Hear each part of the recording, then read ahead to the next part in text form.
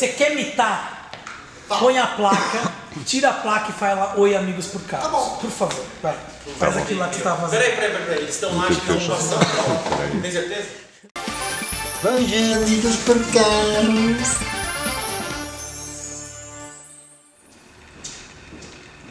Oi, amigos por carros. Muito bem-vindos a mais uma Cartigo cobrindo as novidades do Salão de Paris, certo? Mas antes da gente começar a falar das novidades, para você que está aí querendo dar uma melhorada na sua central de multimídia, fazer pareamento de iPhone, colocar um Bluetooth, Um DVD também, né? tela de entretenimento na traseira do seu carro para os seus filhos pararem de encher o seu saco quando você fizer uma viagem muito longa, isso filme, tudo que você precisa para melhorar a tua vida diária, cotidiana com o seu carro, seja ele caro, seja ele barato, vai na Lion Sound. Os contatos deles estão aqui, vocês estão vendo algumas imagens da Lion. Bom, vamos adiante então? Vamos lá, a gente já foi gravado alguns aí, então a gente vai falar agora de algumas coisas da Ferrari, né? Não sou Ferrari, William, a lista é extensa. Vamos começar pela Ferrari então? Tá, é que a Ferrari é longo, vamos começar a deixar... Você tá de brincadeira que é longo. Tem bastante coisa pra falar. Tá bom, então fica a seu critério, por favor. Quer falar da McLaren? Não, fala da Ferrari. A Ferrari, agora em 2017, ela vai completar 70 anos. Então, assim, teve alguns lançamentos. Primeiro eu vou falar da LaFerrari Aperta, que é a versão conversível da Ferrari. Primeiramente, eu acho que o carro veio muito tarde, veio quase 3 anos depois do lançamento da LaFerrari. V12, 6.3, 800 cavalos, mais 163 da ajuda do KERS. A Ferrari fala que ela trabalhou, ela costuma fazer isso, ela trabalha na rigidez torsional dela. Que ela fala que é o seguinte, tanto as versões semipistas, conversível como a Speciale, ela fala que faz o mesmo tempo da Coupé. E assim como a ideia da LaFerrari também. Eles tiveram que mudar alguma coisa no retrovisor, você viu a posição do retrovisor está diferente. Sim. Você tem a opção agora do teto de lona e um opcional para um teto rígido, lembrando um pouco da F50, porque a F50 tem 2 tetos. Ele tem aquele de lona que ficam atrás dos bancos, ou da LaFerrari Aperta vai poder ficar na frente, e você tem um opcional de fibra de carbono, isso que não vai dar para guardar no carro, né? Bom, 0 a 100 em 3 segundos, velocidade máxima 350. Agora a quantidade de unidades. A gente tinha especulado que seria algo de 20, 30, no máximo 50 unidades. Sim. Mas ela anunciou 208, né? 209, não era? 208, 209. É meio esquisito isso, porque é o seguinte, você pensa numa edição limitada, que é a SA Aperta, a versão da 599 conversível, é um carro que tem 80 unidades, oficialmente, né? A gente sabe que são produzidos um pouco mais. E ela fazer tudo isso daí na Ferrari, tipo, e vai ter uma versão conversível da F12 também. Eu acho que acredito que em março tipo a agora... Super América ou que nem a Barchetta? Tipo, exatamente. E, cara, como é que vai esse negócio de quantidade limitada? Cara, o que eu tenho para dizer sobre a LaFerrari Aperta é muito simples. Eu acho que o pessoal do marketing da Ferrari, na hora de pensar o nome, já... LaFerrari, a Ferrari, LaFerrari. Agora, para variar, LaFerrari Aperta, ou seja, não dá para ser mais preguiçoso do que isso. Acho que eles fizeram um estágio na Porsche com o design do 911. E você pensa que cada nome, por exemplo, pensa no nome da Enzo. Você tem que colocar um nome mais forte que a Enzo, já foi uma cagada, eu acho. Aí você colocou LaFerrari.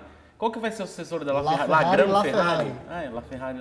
Bom, mas o que eu fiquei sabendo é que esses carros vão ser vendidos a 2.400.000 euros e que as de segunda mão, ou seja, aquelas pessoas que estão na fila para comprar como Ferrari Collector e que estão disponibilizando o carro para venda de segunda, já estão cobrando entre 5,5 milhões e 6 milhões de euros para você botar sua LaFerrari Aperta na sua coleção. Se você não é um daqueles caras abençoados de receber a ligação da marca do cavalinho rampante para comprar a sua 0 km. Você sabia que tem um brasileiro que comprou? O carro não vai vir pro Brasil, mas Sim. Eu fiquei sabendo que tem um brasileiro. Inclusive, a LaFerrari do brasileiro estava fazendo manutenção na The Collection nessas semanas. É mesmo? Olha Sim. Só. Caralho, fica artigo forte aqui de saber que você sabia dessas coisas. Bom, e seguindo adiante, a Lusso. Então, a Lusso é o seguinte, a Ferrari lançou mais uma versão da Lusso. A Lusso, para quem não sabe, é a sucessora da FF, ou a Ferrari 4. Por que surgiu a FF?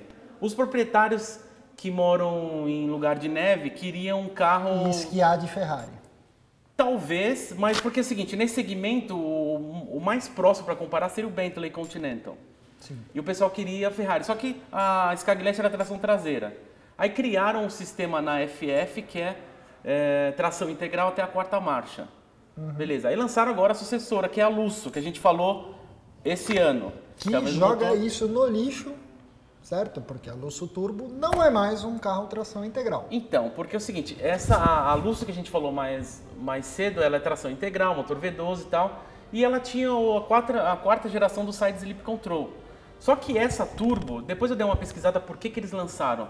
Tá caindo muito forte, começou já na Bélgica, uma lei de motores de alta litragem imposto muito forte. Então, motores abaixo de 4.0 tem não é isenção de imposto, o imposto é mais barato, digamos assim.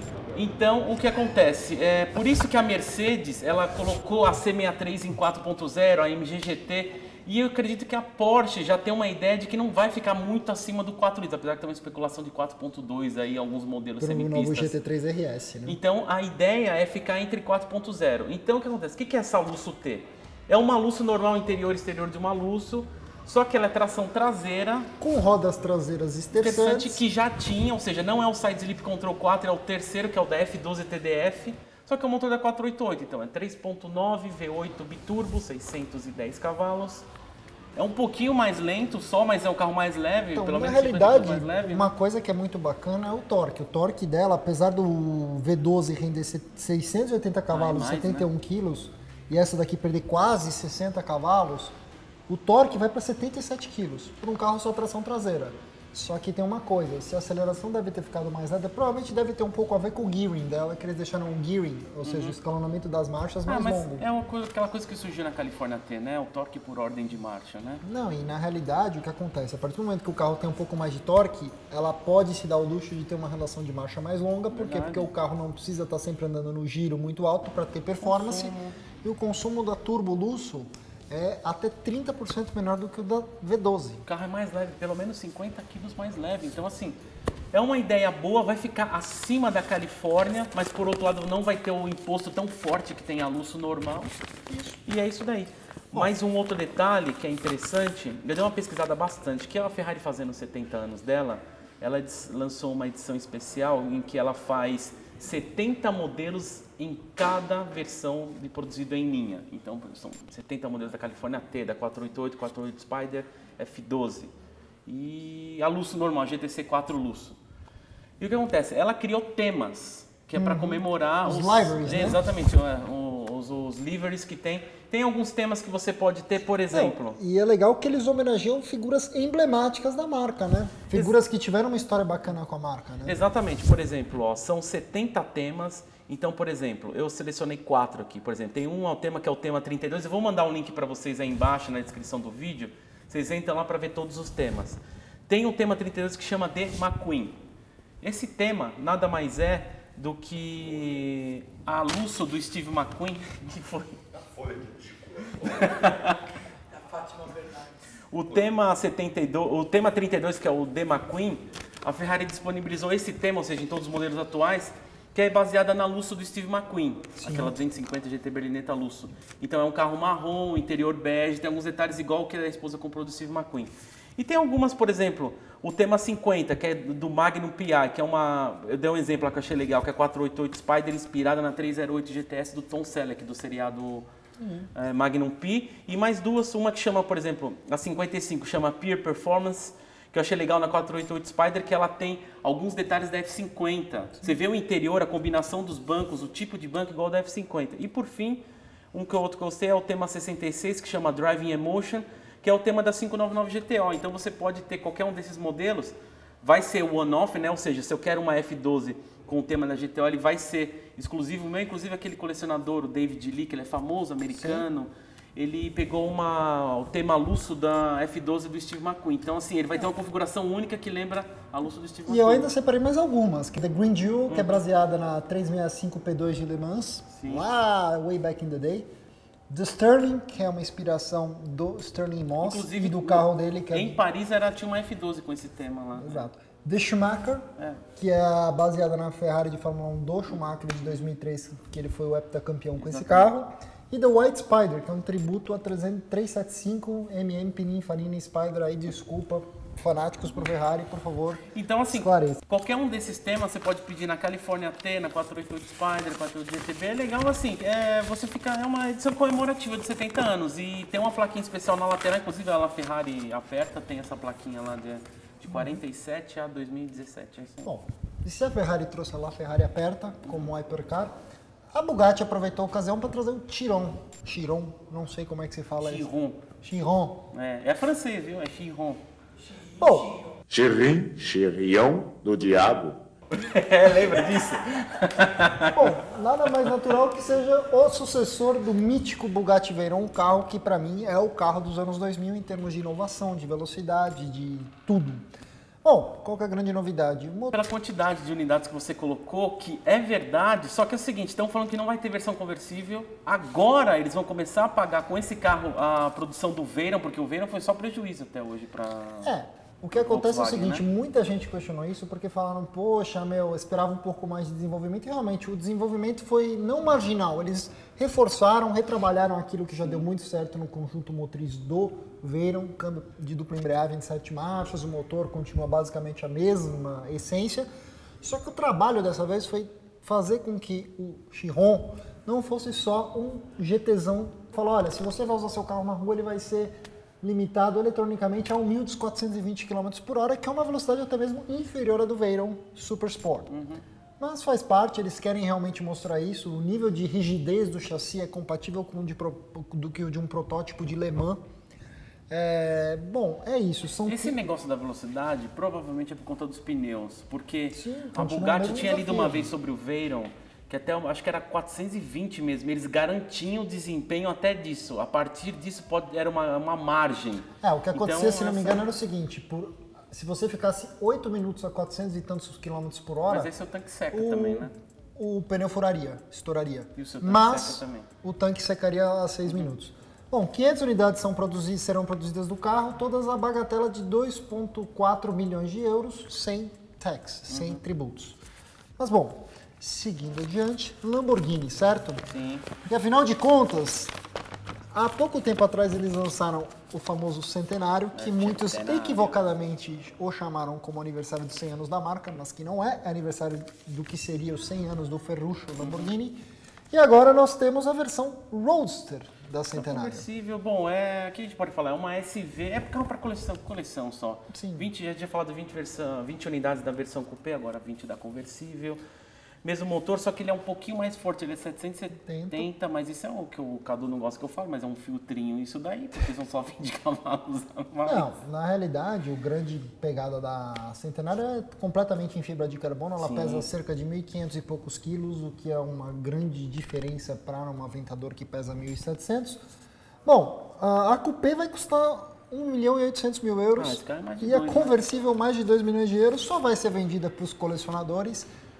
Seguindo na linha das Lamborghinis exclusivas, o Miura Homage, que é uma versão especial da Aventador, com uma cor especial, um Aventador normal, feita para homenagear a Miura, que foi o primeiro touro bruto da marca, V12 esportivão de verdade. Uns dizem que foi o carro que inaugurou o segmento de supercarros. É o primeiro Outros carro com falam que foi motor a central Go-Wings. da história, né? Exatamente. São 50 anos, então, e a configuração que vai ter são as do lançamento da época do Miura, que é rosso, aranço Miura, verde escândalo e a Blue Tahiti, todas nas cores da roda Dione. O que foi? Verde escândalo. Chamam verde escândalo. Quero constar que esse comentário veio de trás das câmeras, não veio de nenhum dos apresentadores. Você vai colocar no cartigo os dedos. Pessoas libidinosas estão manuseando os equipamentos hoje. 50 unidades e é um Aventador normal, não fizeram nem em cima da SV. Será que não quis conflitar com a Centenário? Deve Vai ser, entender, né? E bom, o nosso querido Angry Bird, quer dizer, o Ford GT novo, mal foi lançado, já tem uma versão especial chamada de Heritage, que é uma homenagem feita ao sucesso da Ford com o GT40 original em Le Mans em 1966, que ela ganhou primeiro, segundo e terceiro lugar. Deu uma lição na Ferrari na época, com o Bruce McLaren e o Chris Amon. Inclusive o Chris Amon morreu recentemente, há 2 meses, acho que era vítima de câncer. O Bruce McLaren teve um acidente aí na década de 70, eu acho. E é uma edição especial que tem a mesma configuração do carro de corrida, do primeiro Ford GT40. Então, assim, é mais um simbolismo, vai. Exato. E para encerrar essa cartigo, McLaren P1 LM, que é a versão de rua da versão de pista. Peraí, é a versão de rua da versão de pista da P1 de rua. Não sei se você ficou sabendo, a P1 GTR não é mais um carro de pista, porque a McLaren, ela queria criar o programa tipo XX Programs que a Ferrari fez. ficou empacado, cara, eles não conseguiram vender. O que aconteceu? X pra mim é X Programs, eu falei. Ah, tá. Puta aí, Du, mais uma pra você. Tá todo feliz, ó. Não fui eu que falei, foi a Ferrari que fez. Vou repetir. Tem um programa da Ferrari que chama XX Programs. E fica a dica, entra no Google e escreve XXX e vê qual que é o primeiro link que vai aparecer. Mas tudo bem. Que é o seguinte, se você já tem um carro de rua, você quer ter uma experiência mais próxima de um carro de corrida, você entra no XX Programs. Que é o seguinte, é o que seria o da McLaren, a P1 GTR. Só que aconteceu, ela produziu, era tipo, eu não lembro quantas unidades exatamente, talvez 50, mas ela não conseguiu vender metade. Para não empacar, ela adaptou todas as P1 GTR para rua. E aí Então não existe mais P1 GTR de corrida. Entendi. Só que o que acontece, mesmo que existisse, a P1 LM é mais extrema que a P1 GTR. Como que um carro de rua é mais extremo que um carro de corrida? E agora é todo mundo de rua, então porque o que acontece eles ligaram para a Lanzante, que foi a mesma Lanzante que fez a F1 LM lá na década de 90, falaram, queridos, pega essa nhaca aqui que é a GTR, desculpa, não é uma nhaca, é fenomenal, e falaram, transforma isso num carro de rua, volta o sistema híbrido para ela, e o carro fica ainda mais radical, mais leve, porque ele não tem o sistema de mancalco hidráulico da P1 GTR, sobe compressão, e os vidros são de policarbonato, na lateral, atrás. Ou seja, tem mais downforce também, né? Então, e o bacana é que a Lanzante vai fazer 6 versões da P1 LM, 6 unidades. Das quais uma vai ficar com a Lanzante, assim como aconteceu com a F1 lá na década de 90. E bom, é isso que a gente tinha para falar sobre esta Cartigo que abrangeu Lamborghini, McLaren, Bugatti e Ferrari. A gente gostaria de agradecer extremamente o pessoal da Motor Studio aqui no Itaim Bibi. Tudo que você precisa para customização, preparação, restauração do seu carro antigo, da sua moto, pode vir aqui falar com eles, espaço nota 1000. E também fica mais um agradecimento especial aos nossos amigos da Quatro Blindagens, que tem sido um grande apoio, um grande suporte em diversas gravações pelo mundo e que poderiam patrocinar este programa. Setor de resto de rico. Precisou de qualquer coisa de manutenção do seu resto de rico blindado, liga lá para 4. Você vai ser muito bem atendido. Ligue e fala assim, quero que vocês patrocinem Amigos pro Carro. Só vai Também gente pode ligando fazer lá, isso. Né? Até mais, gente. Valeu. Cadu, sua vez.